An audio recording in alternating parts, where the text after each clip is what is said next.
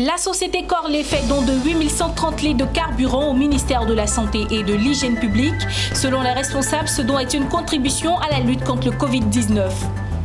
La coordinatrice du Compendium des compétences féminines de Côte d'Ivoire, Euphrasie Yao, a tenu une conférence de presse objectif, contribuer au ralentissement du coronavirus en Côte d'Ivoire à travers l'implication des femmes. Et puis, les présidents des fêtières réagissent aux mesures d'accompagnement de l'État de Côte d'Ivoire pour soutenir l'économie, les entreprises et les populations. Très heureuse de vous retrouver sur Business 24 Africa. Vous suivez le journal. Les responsables de la société Corley, une société ivoirienne de distribution de produits pétroliers, ont procédé à la remise d'un don au ministère de la Santé et de l'Hygiène publique. Ce sont des bons équivalents à 8000 litres de carburant. Le don est leur contribution à la lutte contre la pandémie de coronavirus. Mon désir Nascimento et Ismaël Doza. Le don que nous faisons aujourd'hui est un début de don, et c'est un don que nous faisons à titre individuel, au niveau de notre société. Il est bien entendu que au niveau de notre groupement ou de la corporation, des actions sont programmées et je ne vais pas les dévoiler aujourd'hui. 8130 litres de carburant en ticket valeur, c'est le don de Corley Côte d'Ivoire, une société de distribution de produits pétroliers, au ministère ivoirien de la Santé et de l'Hygiène publique. Ce don est une réponse de Corley à l'appel du président de la République de Côte d'Ivoire. Un appel qui prévoit une mobilisation de 95 milliards de francs CFA pour riposter contre la menace Covid-19, pandémie qui fait couler tous les pays du monde. Je voudrais donc au nom du gouvernement vous remercier pour votre contribution à l'effort, à l'important effort de l'État du gouvernement, puisque vous savez que c'est plus de au moins 95 milliards de francs CFA qui sont décidés dans le cadre de plan de riposte décidé par le président de la République. Comme quoi le gouvernement sait faire les premiers pas et naturellement attendre d'être appuyé aussi bien par, comme vous l'avez dit, par des entreprises citoyennes que par des partenaires techniques et financiers. À travers ce don, Corley emboîte le pas aux entreprises citoyennes. Elle entend jouer sa partition dans la lutte contre la propagation du Covid-19 et invite par la même occasion les autres entreprises ivoiriennes à faire de même. Alors nous sommes venus faire un don symbolique au ministère de la Santé et de l'Hygiène publique pour répondre à l'appel du président de la République, l'appel de la nation par rapport à cette pandémie que nous connaissons aux conséquences dramatiques. Nous suivons l'actualité au niveau mondial. Nous savons que la pandémie, nous avons des cas de coronavirus en Côte d'Ivoire et le chiffre malheureusement prend de l'ampleur. Donc il est important pour nous de participer à notre manière. Nous sommes une entreprise citoyenne, nous sommes venus donc répondre à l'appel de la nation. Nous avons vu des exemples de dons. Naturellement, ça nous a incité à faire et nous souhaitons que notre exemple serve aussi de leçon à d'autres entreprises. Il est bon de rappeler que Corley Côte d'Ivoire est une société ivoirienne de distribution de produits pétroliers. Selon son directeur général, d'autres actions d'envergure et de soutien à l'État seront faites les prochains jours. Et les autorités ivoiriennes ne comptent pas s'arrêter tant que le coronavirus est en Côte d'Ivoire. Face au Covid-19, je choisis la discipline car je veux vivre. C'est sous ce thème que la coordinatrice du Compendium des compétences féminines de Côte d'Ivoire, Euphrasie Yao, a tenu une conférence de presse ce mercredi 1er avril 2020. Son objectif, contribuer au ralentissement de la pandémie de Covid-19 en Côte d'Ivoire à travers l'implication des femmes. Zeynab Dosso et Tima Traoré nous font le compte-rendu. Le monde entier traverse aujourd'hui une crise sanitaire provoquée par la maladie à coronavirus. Le Covid-19 a envahi 46 pays africains, dont la Côte d'Ivoire enregistre à ce jour 171 cas confirmés et un décès. Face à cette situation, Euphrasie Yao, coordonnatrice du Compendium des compétences féminines de Côte d'Ivoire, attire l'attention des femmes à plus de responsabilités dans la gestion de cette crise sanitaire et au strict respect des mesures d'hygiène. Et selon l'enquête menée par 3 chercheurs du groupe de travail international genre, les femmes constituent la majorité des travailleurs du secteur de la santé et des services sociaux. Chères sœurs, Face donc au Covid-19, nous ne devons pas être considérés comme des victimes, mais plutôt comme des actrices du changement positives, en mettant en pratique le triple rôle que nous jouons dans la société, le rôle reproducteur, le rôle producteur et le rôle communautaire. En Côte d'Ivoire, les femmes sont fortement impliquées dans les activités informelles et dans les marchés. Les endroits qui les obligent parfois à vivre dans la promiscuité. Euphrasie Yao a saisi l'occasion pour inviter les femmes au respect de la distanciation d'au moins 1 mètre. Je voudrais parler de la distanciation 1 mètre entre les personnes qui sont côte à côte. Même quand vous vous retrouverez dans vos bureaux, vos marchés, vos communautés religieuses, vos associations, même en nombre restreint, veillez à respecter la distanciation afin de préserver vos vies et la vie des autres.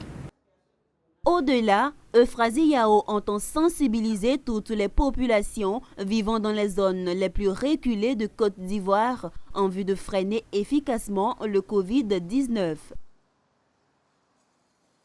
La mesure était attendue depuis quelques jours déjà, elle est finalement tombée.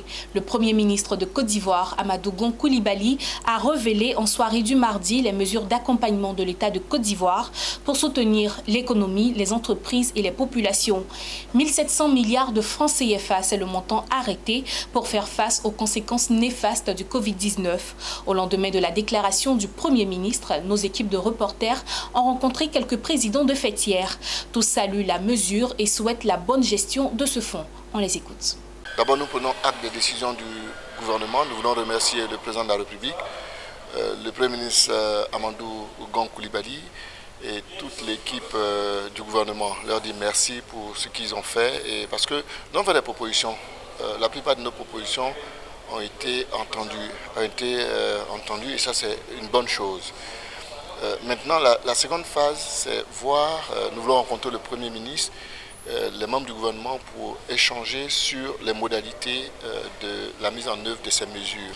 Le Premier ministre a annoncé hier un certain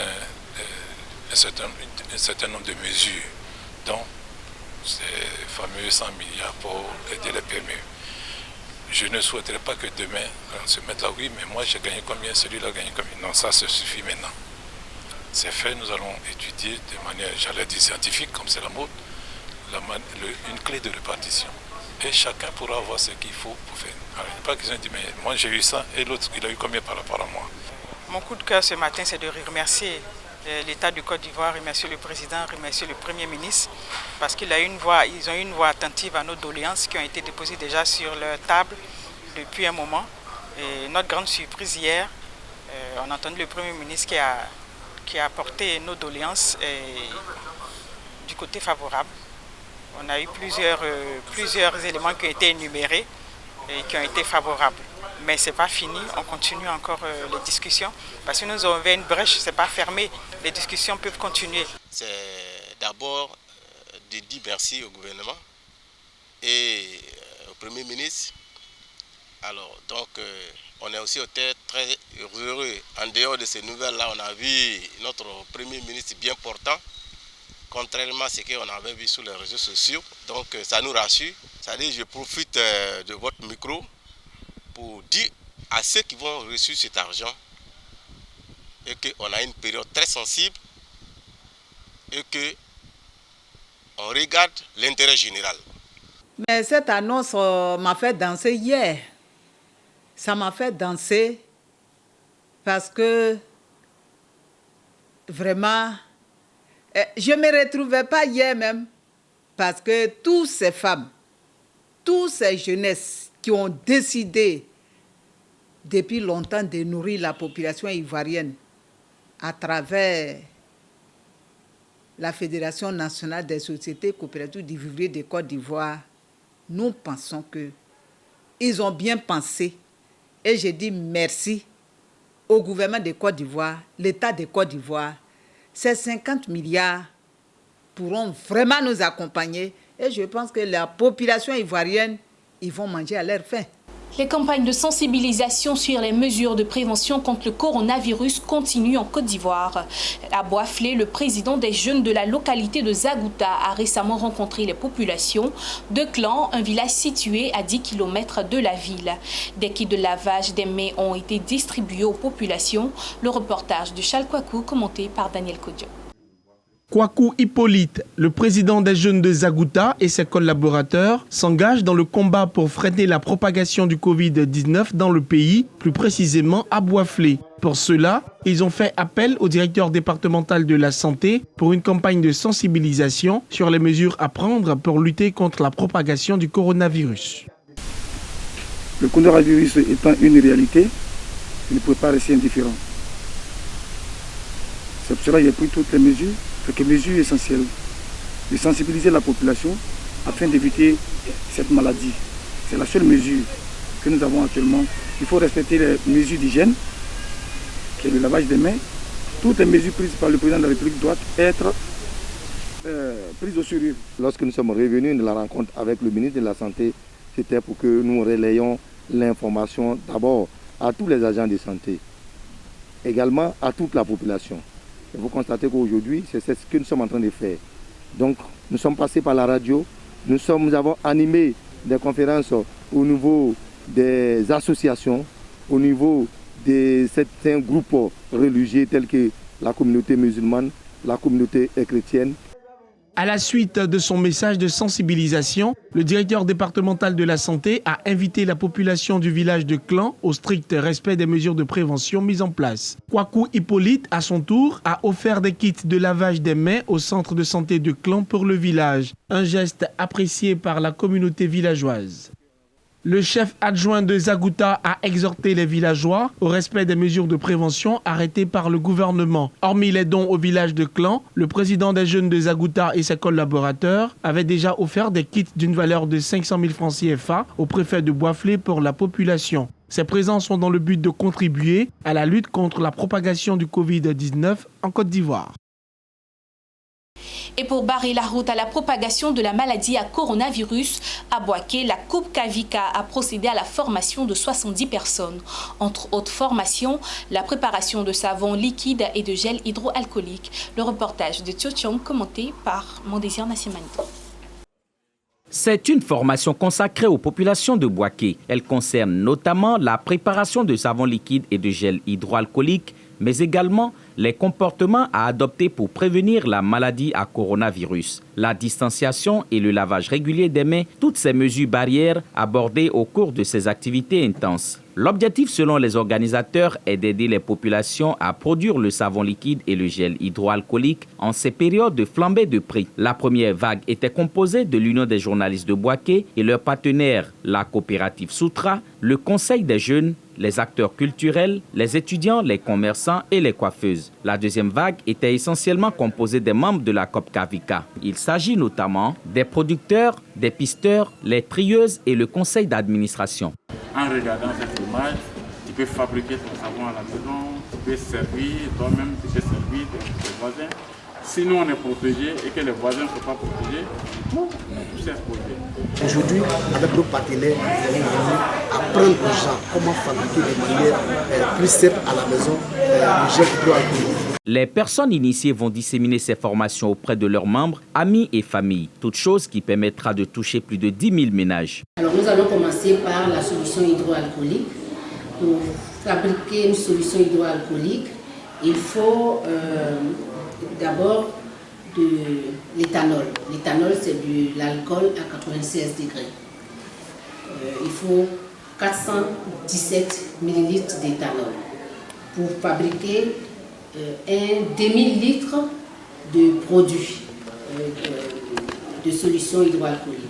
Donc 417 ml d'éthanol, 21 ml d'eau oxygénée, 7 ml du méthane comme glycérine. Nous avons utilisé la glycérine. Et maintenant, il faut compléter toute cette solution jusqu'à 500 ml avec de l'eau distillée. Voilà, c'est ce que nous avons fait. Et quand on n'a pas l'eau distillée, on fait bouillir de l'eau, on laisse refroidir et vous avez votre eau distillée. Et c'est tout ce mélange-là que nous avons fait pour avoir la solution hydroalcoolique. Le gel hydroalcoolique doit s'utiliser non pas quand la main est très sale, pour maintenir plutôt la propreté et la fraîcheur de la main. On ne doit pas l'utiliser en dehors des mains, donc pas se pommader avec, pas se frotter le visage ou les narines, etc. C'est très dangereux, c'est un produit. Une méthode très simple et pratique. Tout d'abord, nous avons besoin de papier lotus et surtout, on a besoin d'une agrafeuse et des élastiques. Voilà. Quand on était à l'école primaire, on utilisait des feuilles pour confectionner des éventails. Voilà, c'est la même méthode qu'on le fait avec le papier lotus.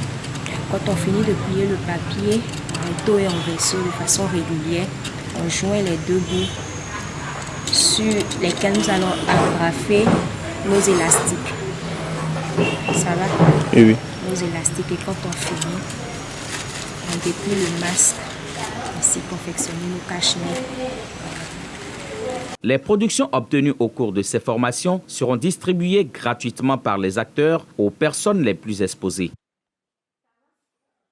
Un fonds de 200 millions de rentes, soit 11,3 millions de dollars, sera mis en place en Afrique du Sud dans le but de soutenir les entreprises touristiques et hôtelières impactées négativement par le Covid-19. L'annonce a été faite par le ministère du Tourisme du pays. Les établissements hôteliers, restaurants, agences de voyage et structures connexes qui exercent depuis un an, réalisant un chiffre d'affaires annuel ne dépassant pas 2,5 millions de rentes, sont concernés par ce financement. Les bénéficiaires devront prouver que cette ressource leur sera bénéfique pour faire face aux impacts négatifs du Covid-19. Ils devront également assurer les salaires d'un minimum d'employés sur une période de 3 mois. Voilà qui met fin à cette édition. Merci d'avoir été nombreux à la suivre. Continuez d'observer les mesures de prévention contre le coronavirus. Ensemble, nous le vaincrons. Au revoir.